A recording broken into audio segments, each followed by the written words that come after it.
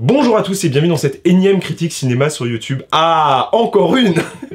Parce que oui, on aime l'originalité, et même si l'originalité est morte sur cette plateforme depuis au moins 10 ans, eh bien creuser sa tombe reste toujours un immense plaisir. Et le sujet du jour, c'est Ad Astra, film écrit et réalisé par James Gray, qui est un space opéra qui nous raconte la quête spirituelle, plus ou moins métaphysique, d'un fils autiste interprété par Brad Pitt pour aller retrouver son père disparu aux confins de l'espace. Une quête qui le conduira, lui et nous, spectateurs, aux confins du système planétaire neptunien, afin de répondre à la grande question qui tourmente Alexandre Astier depuis des siècles, sommes-nous seuls dans l'univers? Et du coup j'en ai profité, j'ai lancé un petit sondage sur Instagram, on devrait avoir la réponse très prochainement. Ad Astra est donc réalisé par James Gray, qui est un réalisateur que j'ai toujours trouvé assez intéressant à analyser, notamment vis-à-vis de la réception de ses films. En fait, si vous voulez, James Gray c'est un réalisateur qui est très paradoxal, dans le sens où il y a toute l'intelligentsia de la presse écrite, voilà, la critique cinéma traditionnelle, qui l'adule et en fait une espèce d'héritier du grand cinéma de l'âge d'or, vous savez, le fameux grand cinéma classique qui nous fait dire que tout était toujours mieux avant, et dont en fait James Gray reprend très clairement le style et les codes de mise en scène, sauf qu'à côté, le grand public, qui reste l'alpha et l'oméga quand même, de la réussite d'un film, et notamment de la réussite populaire, et il n'adhère qu'assez peu à son travail, et le fait est que, même si la qualité des films est reconnue et admise, il se rembourse à peine.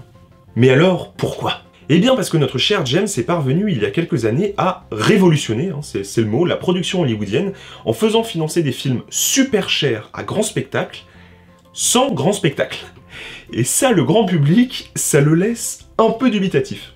Ça a commencé avec The Lost City of Z, un film d'aventure absolument génialissime, qui raconte l'histoire épique d'un explorateur britannique disparu dans la jungle amazonienne au tout début du XXe siècle, alors qu'il était venu la cartographier, et c'est sublimement filmé, c'est tourné dans des décors naturels absolument majestueux, ça nous parle tendrement du rapport père-fils et de la beauté mythologique de l'obsession qui fait soulever des montagnes en allant au-devant de tous les dangers, et ça a été un énorme four, puisque le film ne s'est même pas remboursé. Il faut dire que vendre une odyssée introspective et contemplative de 2h20 en le faisant passer pour un film d'aventure grand spectacle alors qu'il n'y a littéralement qu'une seule scène d'action, il faut être soit complètement con, soit avoir envie de le flinguer en fait. Et résultat, le film a été un bide total, simplement parce qu'on a essayé de le faire passer pour ce qu'il n'était pas. Parce que James Gray, c'est pas un réalisateur qui a envie de vous faire des films avec des péripéties, avec un scénario divertissant. C'est un réalisateur qui veut faire du cinéma avec un C majuscule, du vrai, du grand, du pur cinéma. C'est-à-dire un cinéma où le regard du spectateur et ses émotions ne seraient plus gouvernés que par une chose,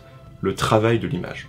Ce qui reste un petit peu la base du cinéma, finalement, le travail de l'image, la narration par l'image, tout ça. Sauf que les gens, l'image, ils s'en foutent. Ils s'en foutaient déjà un peu à l'époque, mais alors aujourd'hui, maintenant que tout le monde a un iPhone 11, là, avec 3 objectifs qui filment en 4K, et plein de filtres Instagram, le tout qui tient dans la poche, et que de toute façon, absolument personne, ou en tout cas une très grande majorité des gens, ne fait pas la différence entre une image travaillée et une image qui est simplement saturée de filtres, et ça fait que le travail sur l'image, ça compte plus tellement aujourd'hui. Ce que veulent les gens, c'est une histoire. Ce que veut et a toujours voulu le spectateur de cinéma, et c'est encore plus le cas aujourd'hui avec les nouvelles technologies et l'accès et la démocratisation du fait de faire des films, là, des images, comme ça, c'est une bonne histoire. C'est une histoire qui est bien racontée, qui est riche en émotions, avec des moments forts.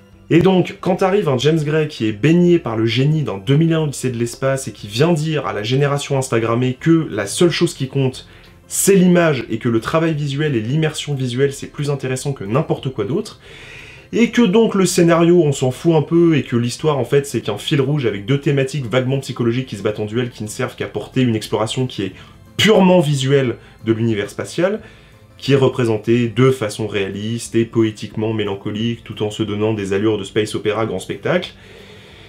Et à l'époque de Kubrick, ça passait peut-être, mais aujourd'hui, tu joues à un jeu vachement dangereux. Surtout que, contrairement à ce bon vieux Stanley, c'est même pas le côté spirituel de l'espace qui intéresse James Gray, et qui justifierait un peu cette approche très lente et très esthétique, mais une mélancolie psychologique extrêmement terre-à-terre du personnage principal. Et résultat, quand on regarde Ad Astra en tant que spectateur, on se dit très rapidement que le film n'a finalement pas grand-chose de particulièrement intéressant à raconter, et que James Gray avait juste envie de prendre sa plus belle caméra, son super chef-op, et de filmer l'espace avec toute la maestria dont il était capable. Soit exactement ce qu'a fait Kubrick à l'époque de 2001, qui est un film, on le répétera jamais assez, chiant comme la pluie, et qui lui non plus ne raconte pas grand chose de très intéressant. Et même si c'est un petit peu crispant de se taper un film de 2 heures où il se passe rien, je sais bien qu'il ne se passe pas rien dans le film.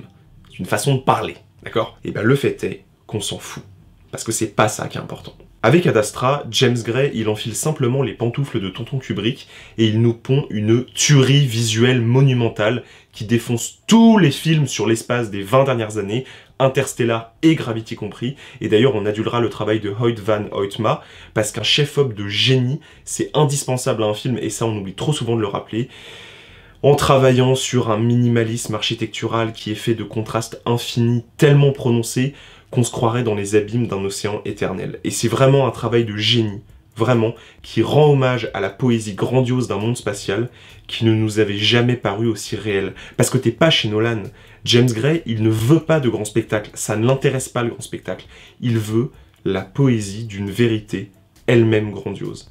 Et cette poésie-là, cette mélancolie des espaces infinis, eh bien pour lui, ce sera toujours plus beau et plus fort que n'importe quelle histoire hollywoodienne. Et comme pour 2001 finalement, Ad Astra c'est un simple moment de beauté cinématographique à l'état brut, qui ne raconte pas grand chose de passionnant, mais qui tisse en toile de fond un ensemble de thématiques, elles, passionnantes, universelles sur l'humanité, et non pas pour les traiter comme des éléments scénaristiques, mais pour mieux les observer de loin, pour nous observer de loin, dans les abîmes d'une nuit éternelle déchirée par l'éclat des étoiles. Parce que le cinéma, eh ben, c'est aussi ça. De magnifiques fonds d'écran. Voilà en gros pour résumer mon avis sur Ad Astra de James Gray et sur 2001 Odyssée de l'espace en fait par la même occasion. Ce qui n'était pas du tout prévu à la base, mais comme j'ai un avis sur les deux films qui est extrêmement similaire et que les deux films sont extrêmement similaires hein, quand même, on va pas se mentir, on pourrait même parler de remake implicite concernant Ad Astra parce que la structure de l'exploration spatiale est exactement la même que chez Kubrick, on retrouve le minimalisme comme chez Kubrick et la démesure visuelle comme chez Kubrick, et bah ça me paraissait tout à fait pertinent de les traiter simultanément. Et ça me permettait aussi d'apporter un petit soutien tacite à Durandal suite à la probable shitstorm qu'il va se prendre bientôt concernant sa dernière vidéo sur 2001 Odyssée de l'espace notamment.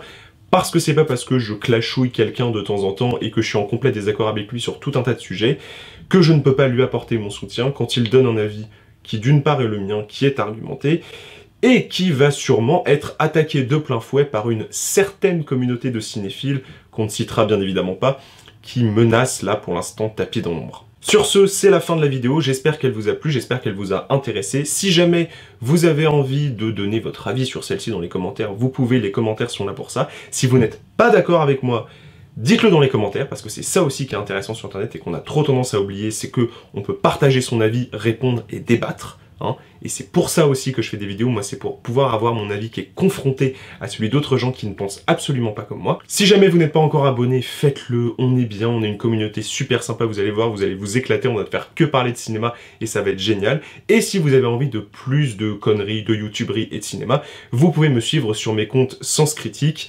Instagram et Facebook. Voilà, si jamais ça vous tente. Sur ce, je vais préparer la prochaine vidéo et le prochain court-métrage qui arrive bientôt, et je vous dis à plus. Ciao tout le monde.